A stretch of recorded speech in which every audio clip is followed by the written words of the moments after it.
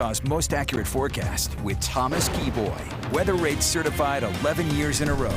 We have some winds blowing in more winter storms. Yes, indeed. Not tumbleweeds, but some snow. Yeah, I mean, I think I would take snow over tumbleweeds.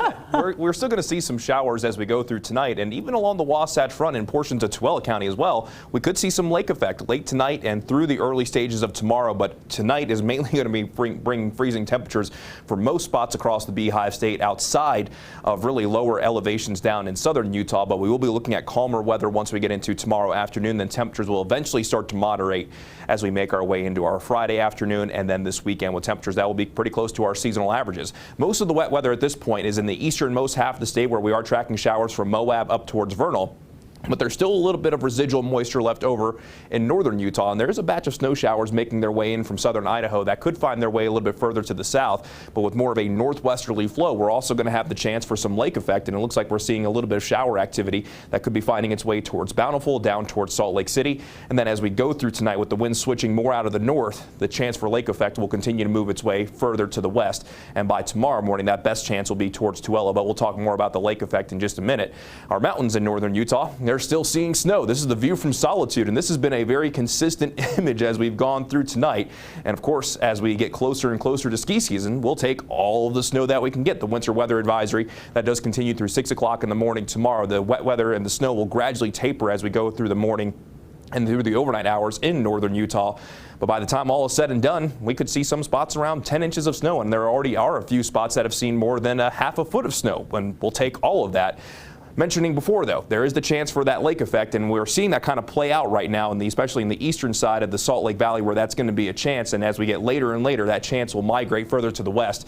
And I'm thinking during the overnight hours into first thing tomorrow morning for our Thursday, that best chance for lake effect snow will be in the western portion of the Salt Lake Valley and over towards Tooele, as those snow showers eventually set up and work their way down to the south, potentially making their way into Utah County.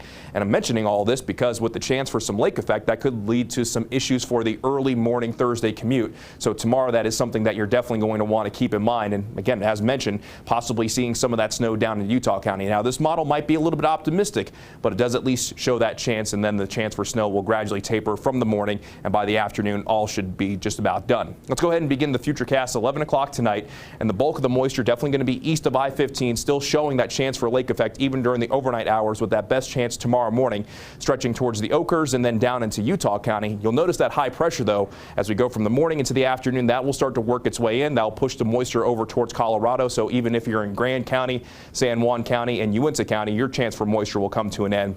Well, with a northerly wind tomorrow, it is going to be a pretty chilly day across the state, especially when it comes to our seasonal averages. It's not chilly right now, though, down in St. George with our Southern Utah University camera network. We're sitting at 60 degrees. It's a very comfortable night in St. George. The winds, though, they are going to begin to increase because the cold front will be working its way down into southern Utah, even though it's not really going to bring the moisture down with it. And tomorrow, late tonight into tomorrow morning, we could see gusts upwards of 55 miles per hour in lower Washington County. I think most of southern Utah will see some pretty gusty winds for our Thursday morning, but those strongest winds likely going to be in the southwestern portion of the state. Could see some dangerous crosswinds for those high-profile vehicles on those east to west routes, and also could lead to some power outages and some blowing dust. It is something that you do want to keep in mind throughout the first half of the day tomorrow.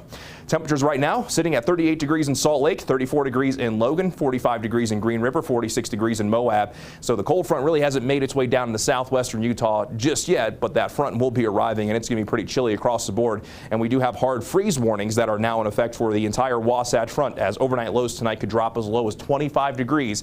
Make sure that you protect any sensitive plants. Also check on the pipes and bring in the pets tonight. Bring in the pets tonight as well, as it will be quite cold. And then those daytime highs in northern Utah only going to be ranging in the 30s and 40s tomorrow, getting close to 50 in Salt Lake.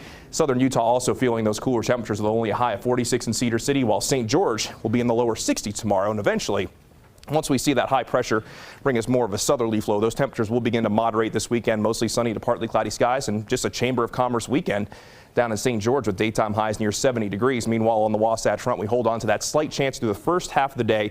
By midday, should see clearing skies, but we'll only top out at 49. Could be even colder tomorrow night with a low of 31. But then we're mid to upper 50s through the upcoming weekend, ahead of more of an active pattern by the middle of next week. So calm for the weekend, then back to active by the middle of next week.